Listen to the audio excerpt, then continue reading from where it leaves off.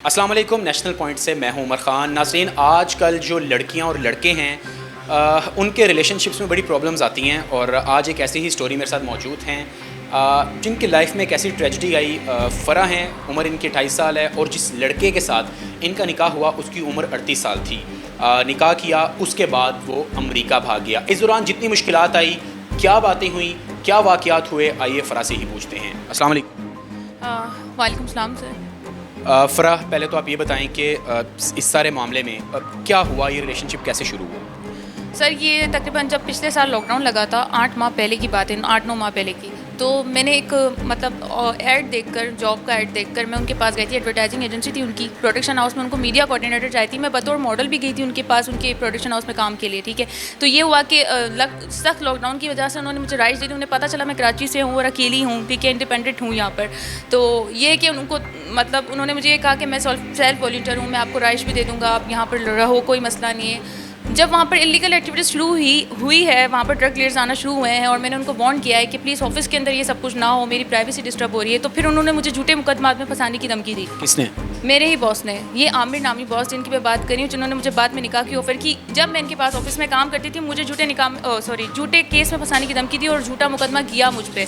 बाकायदा मेरे कैरेक्टर पर बात आई कि मैं कैरेक्टरलेस हूँ, मैं गंदे काम करती हूँ, मुझे सेक्स वर्कर भी बोला गया, मुझ पर घटिया इल्ज़ामात उसने लगाए और ये सारी बातें कह कर उसने मुझे ऑफिस से निकाला भी। अच्छा, मैं पूछना ही चाहता हूँ कि एक बंदा था, वो ड्रग डीलिंग थी, वहाँ गंदे काम होते थे ऑफिस में, उस बंदे ने आपके ख़िलाफ़ मुकदमा किया, आपने उसी से निकाह किया, ऐसे ही है? निकाह मैंने तो नहीं, मैं ये पूछना चाहता हूँ कि निकाह करते वक्त आपके जहन में ख्याल आया था कि उस बंदे का बैकग्राउंड ऐसा है? नहीं, मुझे उसके बैकग्राउंड का बाद में पता चला, क्योंकि उसने खुफिया निकाह किया था मुझसे और वो मुझे इमोशनली ब्लैकमेल करके कह रहा था कि मैं सुसाइड कर लूँगा। 1 माह बाद जब उसने मुझे ऑफिस से फायर किया, जब मैंने उसे मना किया कि ये काम ना हो, जब मैंने उसे वार्न किया कि मैं केस कर दूँगी, तब उसने 1 माह बाद मुझे ऑफिस से निकालने के बाद अपनी दोस्त सहेली है, सबा उसकी नाम ही लड़की है, ठीक है, उसके ज़रिए मुझसे कॉन्टैक्ट किया कि इसे कहो कि मुझसे शादी करें वरना तो मैं सुसाइड कर लूँगा, मैं मर जाऊँगा, मैंने गोलियाँ खा ली नहीं। और उसने की भी ये हरकत।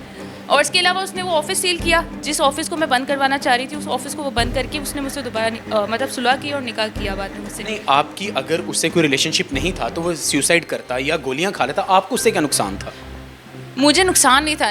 एक्चुअली मसला ये है कि आप कुत्ता भी पालो ना तो उससे भी आपको अटैचमेंट हो जाती है, आप कुछ वक्त रहो उसके साथ। तो मैंने उसे एक मौका दिया कि शायद वो इंसान बन गया है, तो मैंने कहा सुधर गया होगा। लेकिन उसने मुझसे जिस तरह की मीठी बातों में मुझे फंसाया उसने, कि मैं सेल्फ वॉलंटियर हूँ, मैंने बेसहारा और गरीब लड़कियों की हेल्प की है। अगर आप अपनी फैमिली से लड़के आई हो, आप अपने घर वालों से आपको कोई मसला है या आप मतलब गुर्बत दूर करना चाह रही हो, गरीब फैमिली से हो, तो मैं आपको सपोर्ट करूँगा, आपके घर वालों को सपोर्ट करूँगा। इस तरह की बातें उसने मुझसे की और मैं आपको यूएसए सेटल करवाऊंगा, मैं मेरी वैसी आधी फैमिली। आप ये बताएं, जो आपका निकाह है वो रजामंदी से हुआ था दोनों का? रजामंदी से ही हुआ था, लेकिन बाद में मुझे पता चला कि निकाह के पेपर जो थे वो जाली थे और मुझसे जब निकाह के पेपर्स पे साइन करवाया गया था, मुझे ये नहीं पता था कि निकाह रजिस्ट्रार की सिग्नेचर भी नहीं है और जो मौलवी है उसकी भी सिग्नेचर नहीं है। गवाहान जो थे वो उस वक्त मौजूद थे या नहीं वहाँ? गवाह मौजूद थे। गवाह मेरी तरफ से कोई नहीं था, क्योंकि मेरी फैमिली को भी खबर नहीं था और उसकी फैमिली को भी पता नहीं था हमारे निकाह का।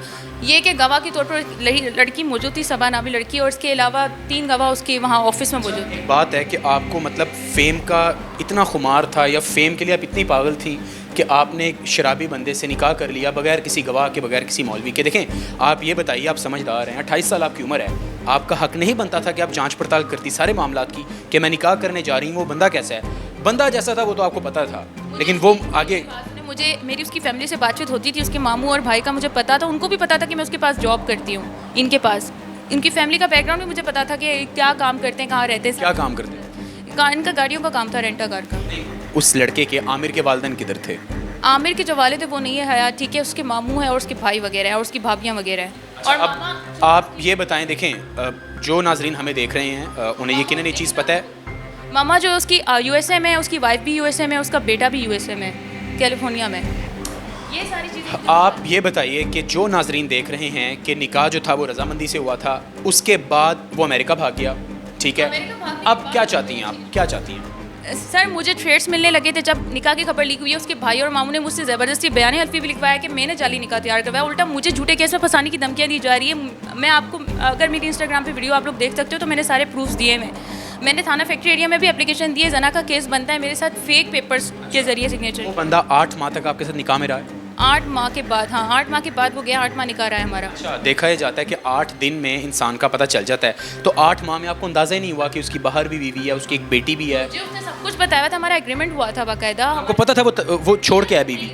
मेरी बात सुने, शर्तनामा था हमारे दरमियान, उस शर्तनामे में लिखा हुआ था कि ठीक है उसने यूएसए जाने के बाद निकाह रजिस्टर करना है, और मुझे अभी तक मेरा ओरिजिनल निकाहनामा नहीं दिया जा रहा, मेरे बार बार स्टार्ट करने पर भी नहीं दिया जा रहा और ना ही रजिस्टर हो रहा है, यानी वो अपनी सारी शर्तों से मुकरा हुआ है। ये तो साफ फ्रॉड है ना कि आप किसी के साथ कमिटमेंट करो, बाद में आप वो पूरी ना करो, तो ये आप गलती करो और एक नाइंसाफ़ी है मेरे साथ। देखें आप बहन हैं, बेटी हैं, यकीनन ये वीडियो जब वायरल होगी आपके पेरेंट्स भी चीज़ देखेंगे, तो क्या उनके तासुरात होंगे? मैं एक अच्छी फैमिली से हूँ, पढ़ी लिखी लड़की हूँ, एजुकेटेड हूँ, ठीक है। मैं यहाँ पर अपना फ्यूचर बनाने के लिए आई थी, क्योंकि मैं अपने एरिया से भी बहुत तंग थी, मेरा एरिया भी मुझे सेफ नहीं लगता था, ठीक है। मैं आपको पता होगा लियारी का, ठीक है, मैं वहाँ पर बड़े इशूज़ में फंसी हुई थी। मैं आपके लिए इशू था या सबके लिए इशू था वहाँ? सुनिए, लेकिन हमारी सोसाइटी में ना कोई भी एक अकेली इंडिपेंडेंट लड़की के बारे में ना पॉजिटिव नहीं सोचता। हमारे सोसाइटी में अगर लड़की इंसाफ के लिए जाती है, दर बदर भटकती है, तो सिर्फ और सिर्फ यहाँ पर जितने भी करप्ट प्रोफेसर्स, मैं बात नहीं करूँगी, किसी का नाम नहीं लूँगी, क्योंकि मैं ऑलरेडी बहुत ज़्यादा बुरी तरह से फंसी हुई हूँ। मैं मज़ीद किसी सरकारी ऑफिसर से पंगा नहीं लेना चाह रही, वरना तो मेरे पास बहुत सारे प्रूफ है कि लोग क्या कर रहे होते हैं लड़की की हेल्प करने के बजाय। ये बताएं कि जब आप कराची से आई थी, आप वालिदैन को बता के आई थी? मैंने सबको बताया हुआ था। मैं तकरीबन 3 साल से मैं स्ट्रगलर हूँ, मैं अभी तक स्टिल स्ट्रगलर ही हूँ। इंडिपेंडेंट लाइफ ही गुजार रही हूँ, गर्ल्स हॉस्टल में रहना या फिर अपने आप को खुद सर्वाइव करना। एक सेल्फ मेड जो लड़की होती है, लड़का होता है हमारे माशरे में, वो बहुत मेहनत करता है, बहुत ज़्यादा मेहनत करनी पड़ती है, उसको लोगों के ताने भी सुनने पड़ते हैं। इंसाफ ना मिला तो क्या करेंगे? इंसाफ ना मिला, हमारे नए पाकिस्तान को आजकल मुझे आप ये बताएं कि जितनी लड़कियां हैं जिनके साथ मिसहैप हो रहे हैं, अभी जोहा मलिक के टिकटॉकर उसका केस चल रहा है, हानिया खान का केस चल रहा है, ठीक है, आमिर खान की जो थर्ड वाइफ है। हमारे यहाँ इंसाफ पैसों के बल पे मिलता है, गरीब को मिलता है या नहीं मिलता? आप मुझे खुद बताएं कि यहाँ गरीबों के लिए कानून है या नहीं है।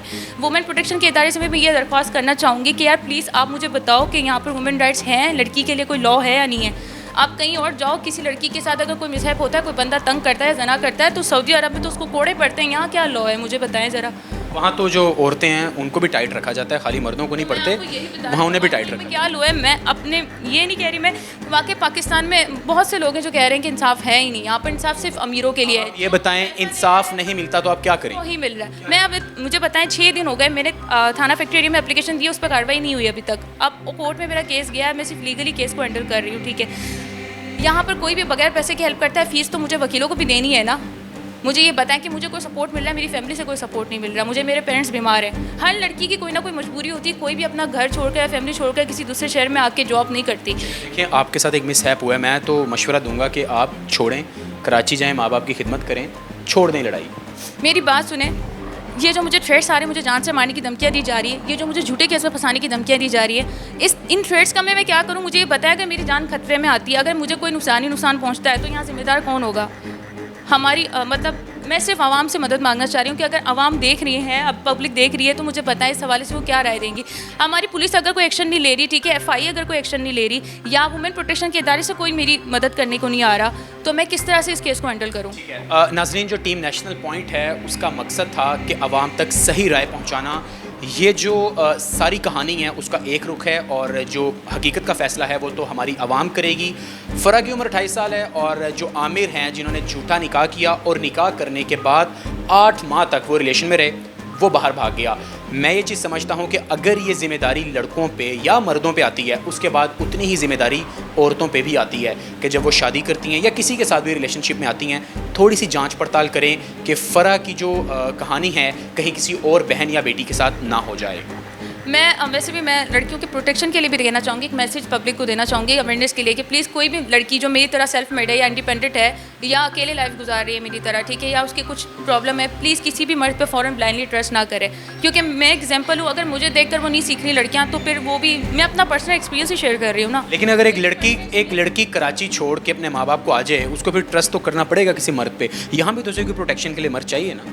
सॉरी, मैंने कहा यहाँ भी तो उसे कुछ चाहिए ना, ट्रस्ट तो करना पड़ता है। मेरी बात सुने आप, मैं आपको ये बता रही हूँ कि इस केस के बाद मैं जिन वकीलों से मैंने हेल्प ली या जिन ऑफिसर्स के पास मैं गई हेल्प के लिए, ठीक है, मुझे उन लोगों ने मुझ पर किस तरह की नज़र रखी, सबकी गंदी नजर ही होती है। उनको पता है कि लड़की के बैक पे कोई सपोर्ट नहीं है, लड़की बैकग्राउंड है, चलो है एक गरीब फैमिली से, चलो यूज़ करते हैं, सब यूज़ करने के चक्कर में होते हैं यहाँ पर। या मर्द कौन सा सही मिलता है एक लड़की को? हाँ नाजरीन, जो असल हकीकत है वो तो हमारी अवाम फ़ैसला करेगी। फ़रा ने बताया कि जो हर मर्द है वो गंदी नज़र रखता है, तो जो हमारी औरतें और माएँ हैं वो कम अज़ कम अपने बेटों की तरबियत अच्छी करें। ये भी एक माँ है, ये भी एक माँ बनेगी, ये भी बेटी है। तो मैं उम्मीद करता हूँ कि आप भी अपनी नस्ल की तरबियत अच्छी करेंगी, और जो असल और जो हकीकी फ़ैसला है वो हमारी अवाम करेगी, क्योंकि ये तस्वीर का एक रुख था।